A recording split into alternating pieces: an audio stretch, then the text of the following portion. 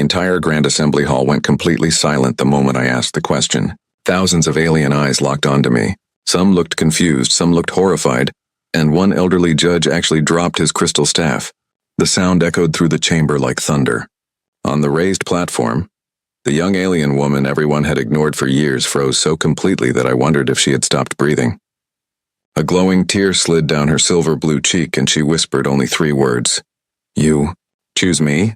The translators barely finished speaking before the whole council erupted into chaos. Voices overlapped in anger and disbelief as guards rushed toward me, and diplomats argued across floating platforms.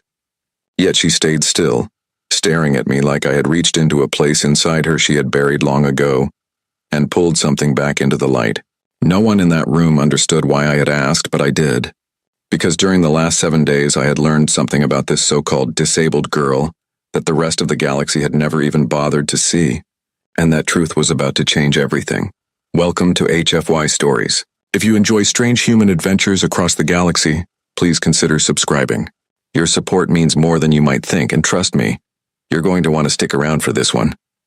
It all started 3 weeks earlier when I was selected for the Galactic Exchange Program. My name is Ethan Brooks, and back on Earth I repaired emergency rescue drones. Nothing glamorous, just machines that only got noticed when someone's life depended on them. The program said I was calm under pressure and good at noticing small details, which apparently made me perfect to represent humanity. I laughed when I read that because I never thought noticing broken wires and tiny faults would take me to another world, but somehow it did. My destination was Lyrasa, a planet that looked like it had been grown instead of built, with glowing cities shaped like flowers, floating roads weaving through luminous gardens, and soft shifting lights that seemed almost alive. The Illyri, the native species, were graceful in a way that made everything feel unreal. Their skin shimmered faintly like moonlight, and glowing emotional patterns moved under their surface when they spoke. Everything about them felt balanced and perfect, except for one person who stood apart from it all. I noticed her during the grand welcome ceremony, because everyone else carefully avoided looking at her. She stood alone near the edge of the hall wearing a heavy silver robe, leaning slightly on a crystal walking staff. One arm stayed hidden under her clothing, and even when people passed near her they subtly turned away as if she didn't exist. It wasn't hatred in their eyes. It was something worse, pity mixed with discomfort, like acknowledging her would make them feel guilty. I quietly asked the ambassador who she was, and after an uncomfortable pause he told me she was Lady Sarah. When I asked what happened to her, he hesitated again before saying she was born incomplete. In their culture, physical harmony was deeply connected to social value, and any deviation from it was seen as fate marking someone for a different path. Because of her condition, no family had accepted a mating bond with her, not once in her entire life. 28 proposals had been rejected, and the last word he used was unsuitable, but the meaning behind it felt heavier than anything I had ever heard. When I looked at her again across the hall, she unexpectedly met my eyes for a brief moment, and instead of looking away like everyone else, I smiled. It wasn't anything special, just a human smile, but for a fraction of a second she smiled back before lowering her gaze again, like she was afraid to believe it was real. Later I was assigned a cultural mentor for the exchange program, and to my surprise that mentor was Lady Sarah herself. The officials explained it awkwardly, mentioning that she had limitations and might require patience, but I told them I repaired rescue drones for a living. Patience was part of the job. That answer seemed to confuse them, as if being patient was something rare in the universe. Our first meeting took place inside a living botanical library where trees stored memories inside glowing fruit. Lady Sarah waited beneath one of the largest trees, standing carefully with her staff. When she saw me, she immediately assumed I would request someone else, but I told her I didn't want another mentor. She looked at me like she didn't understand why anyone would make that choice. At first, she tried to distance herself emotionally. She gave formal answers, careful explanations, and avoided anything personal. But slowly, something changed between us. Over the next few days, I learned she was one of the most intelligent beings I had ever met. She knew galactic history, languages, politics, engineering systems, and ancient conflicts with perfect detail. Yet every time I praised her knowledge, she became uncomfortable and changed the subject. One afternoon, I finally asked her what she actually enjoyed, not what she knew. She froze because no one had ever asked her that before. After a long silence, she finally said she liked flying. That simple answer felt like something fragile, like a memory she was afraid to touch. When I asked why she didn't fly anymore, she revealed the truth. Her nervous energy system was damaged, causing fractures beneath her skin that limited her control over flight wings. It wasn't just weakness, it was constant pain she had learned to live with. She spoke about it calmly, like it was normal, but I could see it wasn't. What hurt her more wasn't the physical condition, but the fact that everyone had already decided her entire future based on it. No one asked what she wanted. No one asked who she was. They only saw what she couldn't do. That night, while walking back through the glowing gardens, I couldn't stop thinking about her. Not as a broken system or a failed Bond candidate, but as someone who had simply been abandoned by expectation. And somewhere between that thought and the silence of the alien sky, a strange human idea began forming in my mind, something that didn't belong in their world. Something that might not even be possible, but something that felt dangerously real. And that was the moment everything started to change. The next morning, I didn't go to the official training center like I was supposed to. Instead, I went straight back to the botanical library where Lady Sarah usually worked, because that strange idea from last night wouldn't leave my head. The place was already awake when I arrived, glowing fruit hanging from the living trees like floating lanterns, each one holding pieces of recorded memory. Sarah was there beneath the same massive tree again, standing still with her staff, watching the soft wind move through the luminous leaves. When she saw me, she didn't look surprised anymore, just quietly observant, like she had started expecting me in her world even if she didn't understand why. I walked up and sat on the stone edge near her. Not too close, not too far. For a moment, neither of us spoke. Then she asked softly why I was not with the other humans. I told her I had something I wanted to ask, but I didn't know how to say it in a way her world would understand. That made her tilt her head slightly, her glowing skin patterns shifting with curiosity. She said humans were strange because we always acted like our thoughts were heavier than words, and I laughed because she wasn't wrong. Then I told her the truth. I told her I had been thinking about flight, about how she used to fly, and about how everyone had decided that part of her life was already over. Her eyes lowered slightly like she expected pity again, but I didn't give her that. Instead, I said something simple. I asked if she would let me try to help her fly again. She froze instantly, and for the first time since I met her, she looked genuinely unsettled. Not angry, not sad, just uncertain in a way that made her grip her staff tighter. She told me it was impossible. Her nervous energy channels were unstable. Her wings had been removed from active use cycles years ago. Even attempting activation could cause permanent damage. She spoke like she was repeating a medical report she had memorized long ago. But I didn't argue with her. I just asked her if she wanted to fly again, not if she could. That question made her completely silent. The glowing patterns under her skin flickered faintly, like her emotions were struggling to stabilize. After a long pause, she finally admitted something very quiet. She said she dreamed about it sometimes. Not memories, not real experiences, just dreams of wind under her wings and the feeling of moving freely without pain. She said those dreams usually ended the same way, with her falling before she could reach the sky. She tried to laugh it off, but it didn't work. I could see how much she had trained herself not to want things anymore because wanting them hurt too much. That was when I made my decision. I told her I wanted to build something for her. Something new. Not repaired wings. Not modified Illyri designs. Something human. She immediately shook her head and said human technology wouldn't understand Illyri biology. I agreed. Then I said that was exactly why it might work. Because humans don't start by assuming something is impossible. We start by testing until reality proves it. She stared at me for a long time after that. Not because she believed me, but because she couldn't understand why I wasn't afraid of being wrong. Then she asked the question I expected. Why would I do this for her? I almost gave a joke answer, something easy, but instead I told her the truth again. I said because no one should lose the sky just because other people gave up on fixing the way they were built. Something changed in her expression at that moment. Not hope yet, but something close to it. Carefully, she asked what I would need. I told her I needed access to her old wing interface records, medical scans, and the engineering archives of her flight system. She hesitated, then slowly nodded. She said she would need to request permission from the council, which meant it might take days or never happen at all. The way she said it made it clear she was used to never being the most common answer. But fate, or maybe curiosity, moved faster than permission. That afternoon, While I was reviewing basic Illyri anatomy files she had quietly sent me, a council escort arrived at the library. They didn't come with anger. They came with ceremony. 2 armored attendants stepped forward and informed us that Lady Sarah had been selected for immediate evaluation under the Bond Suitability Reassessment Protocol. I didn't understand it at first, but Sarah's face went pale the moment she heard it. She whispered that it was not a reassessment in the way humans would think. It was a final judgment. They were going to decide if she should even remain eligible for bonding existence at all. The escort requested that I come as her assigned human observer. That was not normal. Humans were never part of Illyri bonding trials, but apparently my presence had already been flagged as culturally unstable but influential. Sarah tried to refuse, but the attendants made it clear she did not have that option. As we walked through the glowing corridors toward the central chamber, I could feel the tension building in the air.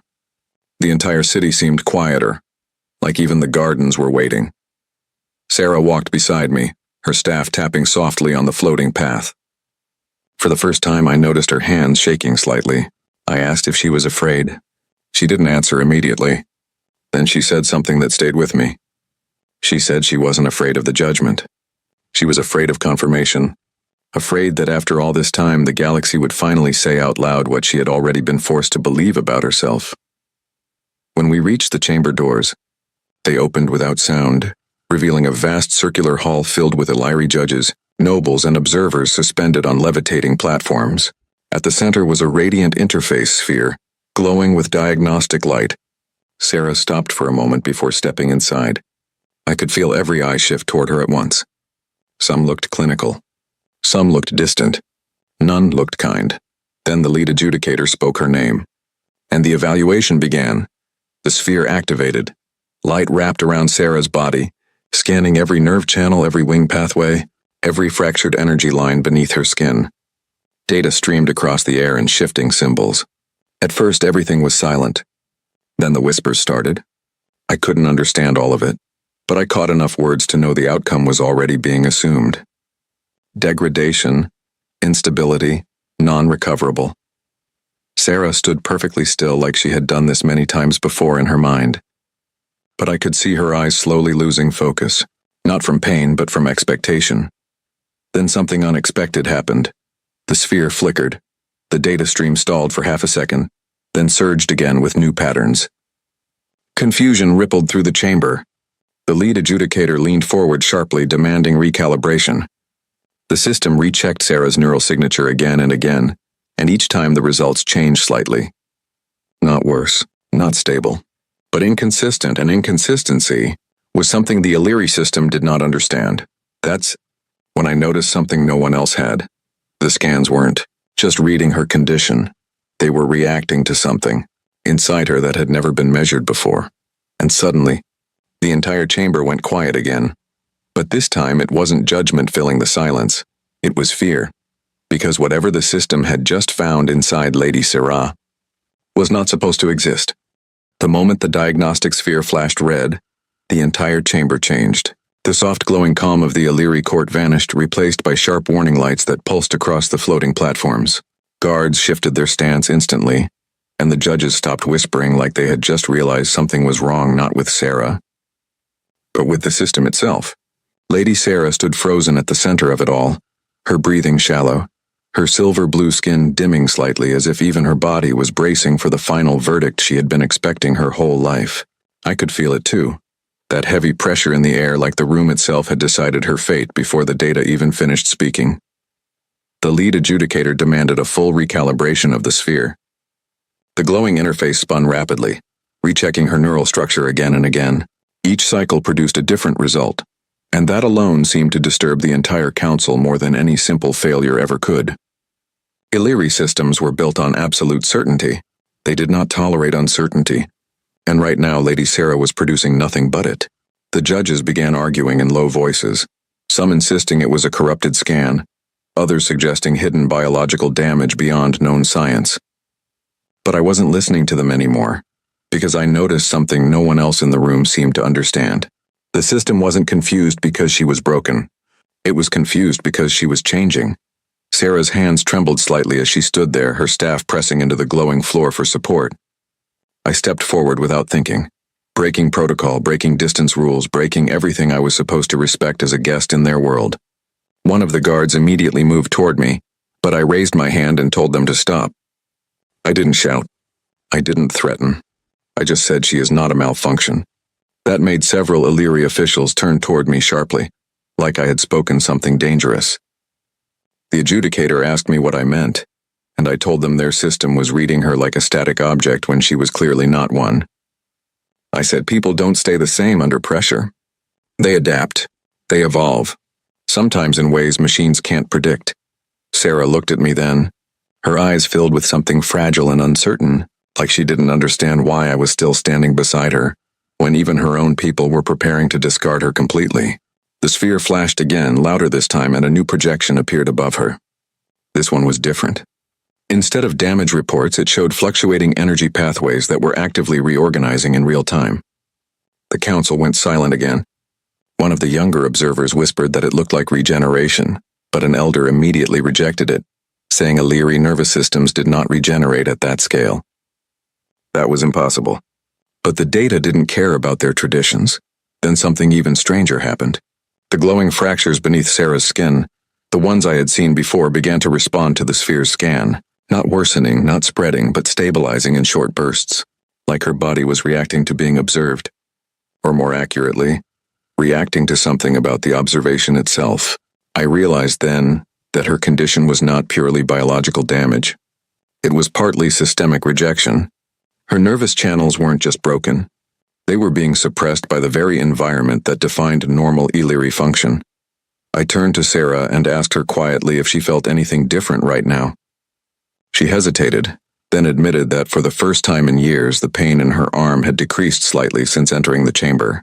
That statement alone made my mind race. Because if pain reduced under scanning, then her system wasn't just diagnosing her condition. It was interacting with it. The Illyri judges heard her and immediately became more alarmed. One of them ordered the sphere to shut down, but the adjudicator refused. He said they needed complete truth.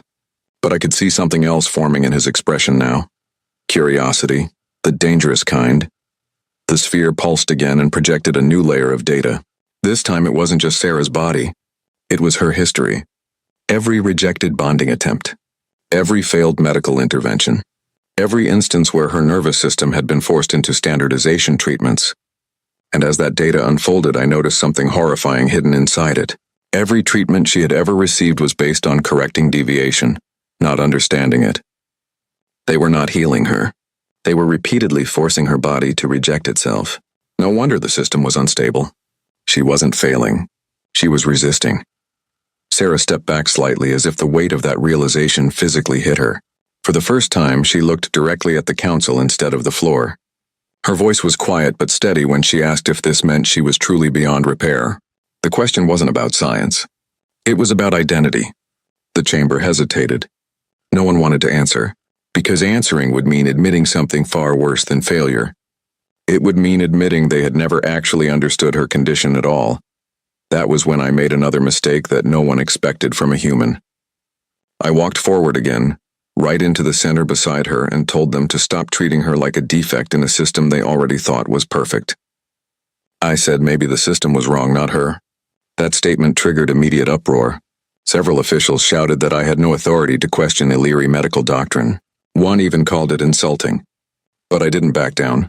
I pointed at the sphere and said if it truly understood her condition, it wouldn't keep changing its answer every time it looked at her.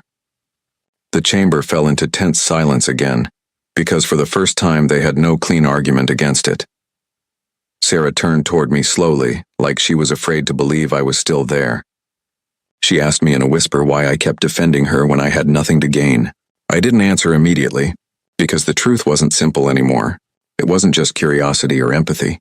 It was something deeper that had formed over the last days, watching her exist in a world that had already decided she didn't deserve space in it. I finally told her that humans don't measure worth by perfection. We measure it by whether someone is still trying to stand when the world keeps pushing them down. The sphere suddenly flared brighter than before, cutting through the tension like a breaking storm. The adjudicator announced that the recalibration had completed. The final result would now be interpreted. Every eye in the chamber locked onto the floating display as it stabilized into a single unified reading. For a moment, everything felt suspended. Even Sarah stopped breathing. Then the system displayed a classification that made the entire council go completely still. Not disabled, not unstable, not unbondable, but something new. A category that did not exist in Illyri law, marked in shifting unstable glyphs that the translation system struggled to render. The closest approximation that appeared in the human feed was adaptive unknown entity, non-classifiable evolutionary state. The chamber erupted instantly. Some shouted that it was a system failure. Others demanded Sarah be removed immediately for safety review. A few even suggested containment protocols. But what froze me wasn't their panic. It was the fact that Sarah herself looked more shocked than anyone else. Not afraid, not relieved, just lost. Like for the first time she had been told she was not what she had always believed. But also not given anything new to become. And then the adjudicator did something that changed everything again. He turned toward me and said that because I had influenced the stability of the evaluation, I was now formally required to participate in the final bonding assessment procedure, alongside Lady Sarah. Sarah looked at me sharply, confusion breaking through her shock, and I realized the truth in that moment. This wasn't just her evaluation anymore. It was ours, and whatever came next. The council was no longer just judging her condition. They were judging what it meant that a human refused to let her be defined by it. The chamber remained silent after the council announced that I would take part in Lady Sarah's final assessment. Every pair of eyes turned toward us. Sarah looked at me with confusion, and I could tell she was wondering the same thing as everyone else. Why would a human stay beside someone the entire galaxy had already given up on? The lead adjudicator stepped forward. "Human Ethan Brooks," he said. "Our records show that your presence changes Lady Sarah's neural patterns. We do not understand why. Before this council reaches its decision, answer one question. Are you acting out of pity?" The question echoed through the hall. I shook my head. No. My answer came so quickly that even Sarah looked surprised. I don't feel sorry for her. I respect her. The chamber became quiet again. "I've seen your cities, your science, and your history," I continued. "But the smartest person I've met on this planet is the one you've been ignoring. You called her broken before you ever asked who she was. You measured her body and forgot to measure her heart." No one interrupted. "You rejected her because she walks differently, yet she taught me more about your civilization in 1 week than anyone else. She stayed kind after years of rejection. She still dreams about flying even after being told she never would again. If that's weakness, then humanity has a very different definition of strength." Sarah lowered her eyes. A single glowing tear slipped down her cheek. One of the oldest judges slowly stood. "For centuries," he said, "we believed harmony meant perfection." He looked at Sarah. "Perhaps harmony means accepting differences." A wave of quiet whispers spread across the chamber. The diagnostic sphere suddenly lit up one last time. New symbols appeared across its surface. "Adaptive state confirmed," the translator announced. "Subject demonstrates continuous neural development, when supported by trust rather than forced correction." Every scientist in the chamber stared in disbelief. The treatments that had been used on Sarah for years had been making her condition worse. Compassion had done more in a week than decades of correction. The chief physician stepped forward, visibly shaken. "We were trying to make her fit our expectations," he admitted. "We never tried to understand how her body truly worked." Bowed his head to Sarah. "I owe you an apology." It was the first apology she had ever received from the council. Then the lead adjudicator turned toward me again. "Human Ethan Brooks," he said, "our laws no longer fit what we have learned today. Any future partnership must be entered freely by both individuals." He looked at Sarah. "The choice belongs to you." The entire hall waited. Sarah slowly walked toward me. Her steps were still careful, but they were steadier than before. "When we first met," she said softly, "you smiled at me when everyone else looked away." I smiled. It seemed like the right thing to do. She laughed through her tears. "You never tried to fix me." "No," I replied. "I only wanted the galaxy to see the woman I met." She reached out her hand. "Ethan Brooks, if you truly wish it, would you stand beside me as my partner?" I looked into her glowing eyes. "With all my heart." I took her hand. The chamber did not erupt into outrage. Instead, one person began to clap, then another. Soon the entire Grand Assembly Hall echoed with applause. For the first time in many years, those sounds were not for a military hero or a great ruler. They were for a woman who had finally been seen. Months later, engineers from Earth and Lyrasa worked together to create a new adaptive flight system designed around Sarah's unique nervous pathways, instead of forcing her to match everyone else. The day she tested it, nearly the whole city gathered below. She stepped to the edge of a floating platform. She looked at me. Nervous? A little. You? I'm terrified. She smiled. Good. She spread her shimmering wings. For one long moment, nothing happened. Then the wind caught beneath them. She rose into the sky. Not because she had become someone different, because, at last, the galaxy had stopped asking her to be. As she circled above the shining gardens, children pointed upward with excitement instead of pity. From that day on, the old laws were rewritten. No citizen would ever again be judged unworthy because of a disability or a difference. And whenever people asked how one human changed an entire civilization, I always gave the same answer. I didn't. I just chose to see someone everyone else had forgotten.